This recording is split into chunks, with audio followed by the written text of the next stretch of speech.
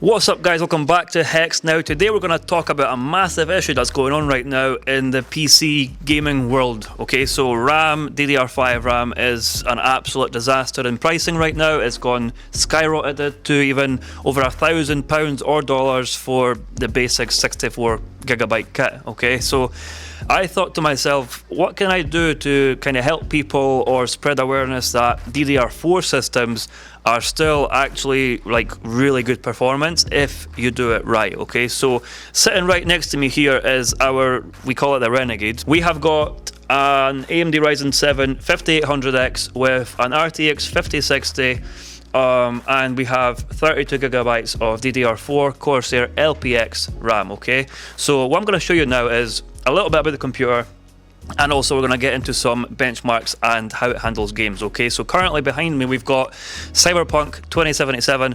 So currently we're getting 80 frames per second on medium ray tracing, which I think is pretty good. But let's have a look at some gameplay footage and you can tell me what you think. Let's get into it. Okay, so here we go for some benchmarking, or a test drive if you will. So currently I don't even know what location we're in right now. But it looks very populated, very detailed and stuff like that. So as you can see, we're currently getting about 70-ish frames in this. Okay, so it looks very good, really pretty and stable. Mostly stable is the word. You know, we're playing on, I'm going to just show you quickly, we're playing on a resolution which is where are we, where does it tell me what resolution? Video. We're on 3440 by 1440 because we're on a wide angle screen. Okay, now graphic wise we're on ray tracing medium, and I was wrong actually. It goes to ultra then overdrive. So we're going to put it on ultra right now just so I can show you the kind of difference that will create in terms of frames. Okay, so that drops our frames to about 50-ish, okay, 40 in some cases. It's still playable. You can tell there's a little bit of delay in terms of, you know, frames and stuff, but 60, 50-ish is still pretty respectable for this kind of machine. But yeah, it looks really nice. There is some drops here. I just felt a wee drop when I moved the camera here. We're gonna go ahead and put it back to medium. I mean, look, we're on ray tracing medium. This computer is not a state-of-the-art machine. Okay, we're on an older DDR4, we're on a 5060 as well. We're not, this is kind of my idea of a budget high spec PC utilizing previous gen technology to make that happen.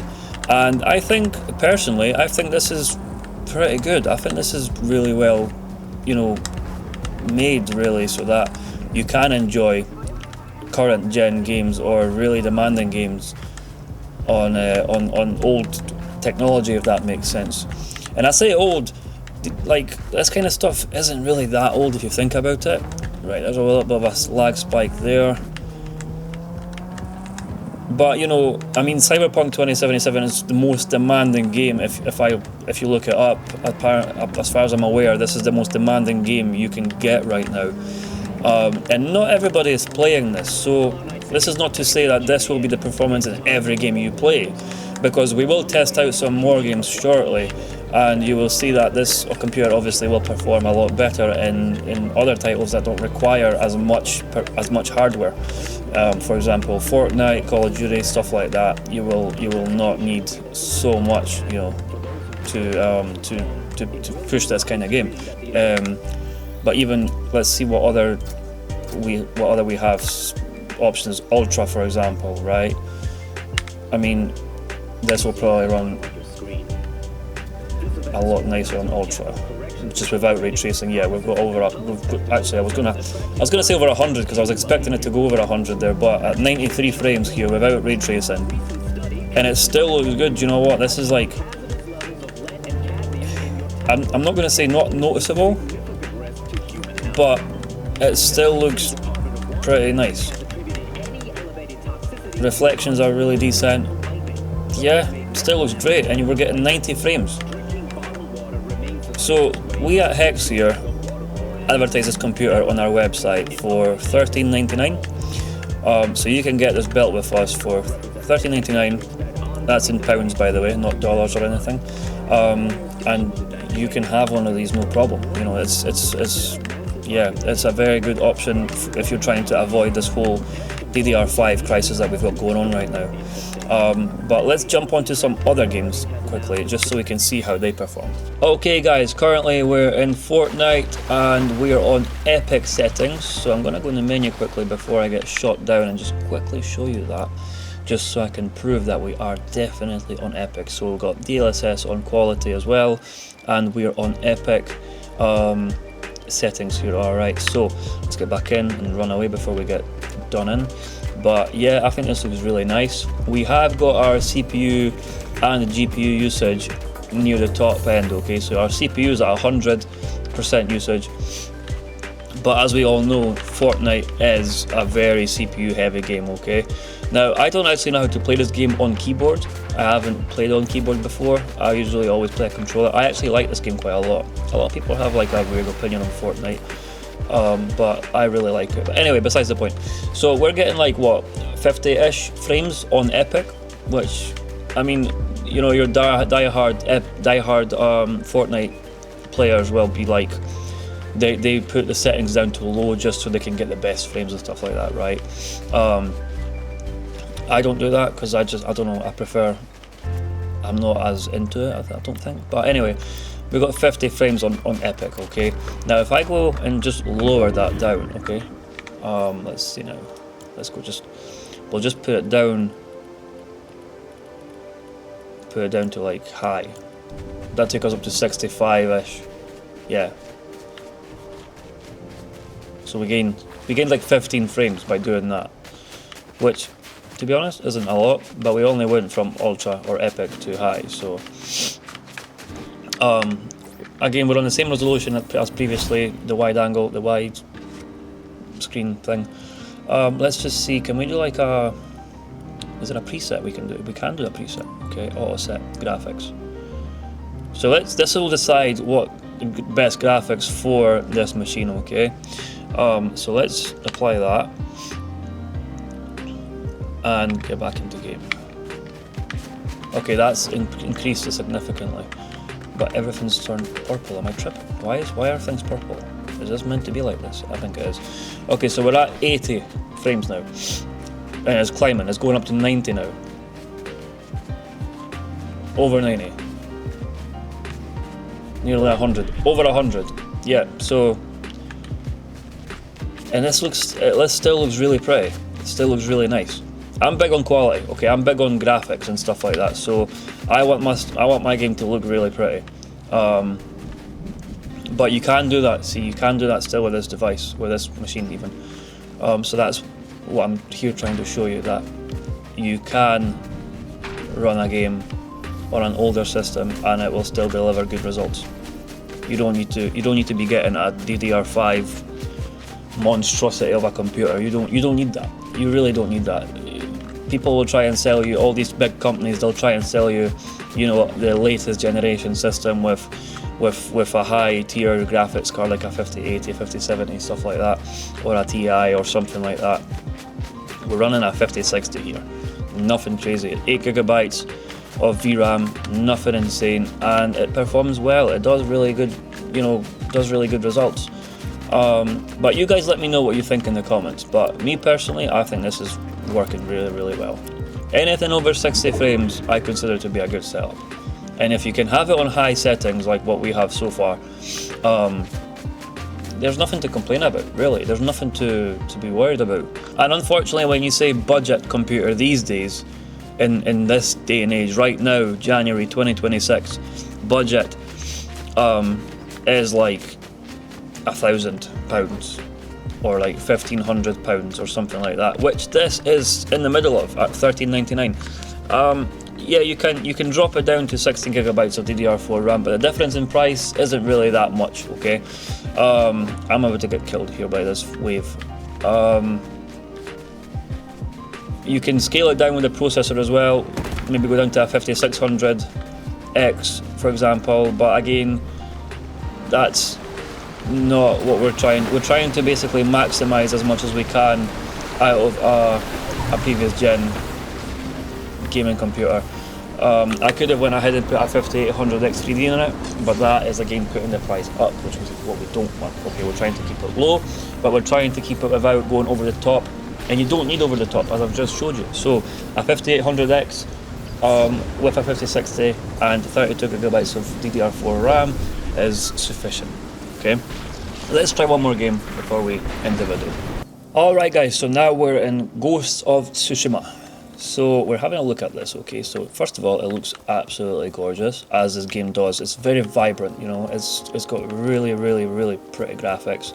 Colors are just outstanding, and on an OLED screen, which is what I'm playing on right now, this looks outstandingly beautiful. Alright, so we're getting 61 frames right now, and what are we on actually? Let's have a look at the settings here quickly. We are on high, okay? Let's see now. This is what we've got here. Let's see what else we can do. So quality, that's fine. Alright, so let's keep it at that. Now display, this is another thing that we can do here. We've got VSync, we're going to turn that off. We've got DLSS on, and we've got frame gen off, right? So with frame gen off, we're still getting 60 frames on high settings. Alright, let's turn the frame gen on with DLSS, alright, and we'll see how that performs with that change. Some people don't like frame gen. I think it looks great, to be honest, and I haven't really noticed a problem with it in terms of, you know, fake frames or not being able to. It really matters mostly in like shooting games, but even with those, I haven't had an issue really before. It's actually pretty sophisticated the way it works. But anyway, each to their own. We have got 116, 120 almost frames now that we've done that, and to be honest with you, not that I can even tell a difference in smoothness. If I didn't have the frame counter on right now, I wouldn't be able to tell a difference as to what frames we're getting on now compared to what we had before I made that change. Alright. Oh, what just happened here? I seem to have filled my course. No, come back, where are you going? Come back, don't leave me here. This is another game that I don't know how to play without a controller. I don't play this game on keyboard at all. I don't think I've ever played on keyboard. But my point of this was to just have a look at the graphics. It's really dark in here, so I'm going to try and get out of here and just get back to, look how stunning this is. This is just absolutely gorgeous. Look at the quality. Can we go over water here? No, the horse does not want to go over water. That's fine. I mean, if I was that horse, I wouldn't want to go over water either, but we can go over this bit here. This is probably shallow enough to go over, so that's fine. We'll do that. I'm not going to go ahead with any gameplays here. I'm just wanting to show you how this performs. Alright, now with this frame gen on, what we're going to do is I'm going to actually go ahead and put it to ultra, or very high in this case, and see how that performs now with very high. So it drops down to about 90ish. I mean, to be honest with you, fine. Anything above 60 is incredibly good. What we shall do is we shall now get rid of frame gen and see how it performs without frame gen on the same settings. Alright, so we've got rid of frame gen and we're hitting 75-ish, 70 frames on the highest settings currently. Honestly, I don't really know why you would spend, unless you're doing like 3D modeling or you're doing some sort of AI work, or you need a powerful, really powerful computer for a reason, for a proper reason, like an actual what's the word, justification reason, right? Justifiable, is that a word? That's a word. Reason, right? Then yeah, go ahead, spend $3,000, $4,000 on a computer that can do that, fine. But if you just want a gaming machine, excuse me, that will run and it will play any game on significantly high settings without a problem, without any lag, without issues, you don't really need to do much. You don't really need to spend a lot, you know. Up to 1,500 probably is as far as I'd go on that, and that will get you a decent system like what you're watching right now. So yeah, anyone's got any questions about this at all, or any previous experience with a similar machine, or if you think otherwise, if you think that I'm wrong and you can do something better or you can do something cheaper, tell me, let me know. I'm always open to, learn more about this. You never know everything, right? But what I do know is that this is a very good system for the money. And yes, you can probably source parts and build it yourself for less. Fair enough, that's fine. You can do that, but I don't think you'd be able to get this kind of spec for less anywhere else. I don't know. Maybe you can, maybe on some sort of a deal. But what I do know is you can definitely consider this computer to be pretty good. So honestly, what do I think about this build? Is it better than a DDR5 system? Is it, top of the range? Yes and no. Okay, so it's not going to be better than a high spec DDR5 system, because you'll have like a 5070 in it, or a better spec CPU on an AM5 board, for example. This is AM4, so it's a little bit outdated, but it's not outdated in a way that it's useless or too weak. Right now, the 5800X still packs a decent punch. It's still an 8-core processor, and it's the one just before the 5800X 3D, which was considered one of the best gaming CPUs at the time. Alright, now this kind of computer is good if you're not frame chasing, you want a smooth gameplay, no nonsense, no lag, you just want to enjoy any game on high to ultra settings, on 1440, 1080, even better. But this is a wide angle screen.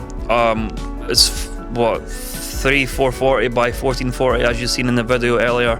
So we're on a higher resolution, high refresh rate, and we're still getting upwards of nearly 100 frames on most games. Cyberpunk really surprised me on this system. I didn't think we'll get that many frames on the ray tracing upper settings, which is kind of what we want. And this is what's really impressive about this system and the gameplay you get out of this kind of spec. Alright, so yes, this computer is ideal if you're just looking to play a game and enjoy it smooth without any lag and on high settings, on high quality. Alright, so I would recommend just this system to anybody that's looking for that. I wouldn't recommend this system to anyone that's wanting to have like a million frames in any game, that's wanting to maximize their usage. And I don't know, if you're expecting the top of the tier performance. Like, for example, I have a computer at home with a 5080 and a 7800X 3D and 64GB of DDR5 RAM, right? Now that computer, I get near enough 200 frames on Cyberpunk on overdrive settings, which is the highest settings you can get. Now that's cool, right? But to be honest with you, with the FPS counter turned off, you can't actually even really see the difference there in terms of smoothness, in terms of how smooth it is. If I turn the FPS counter off, you're not going to tell the difference between 80 frames and 120 frames, realistically, unless you're like, unless you've been to the FPS university, you're not going to see a difference. Okay, let's just be real about that. Tell me in the comments if I'm wrong. Educate me, tell me, let me learn.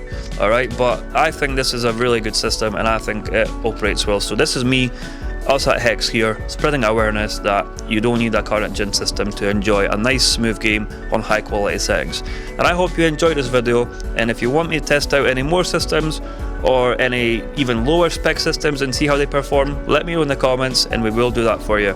But for now, thank you for watching, like and subscribe, and we'll see you in the next one. Have a good one.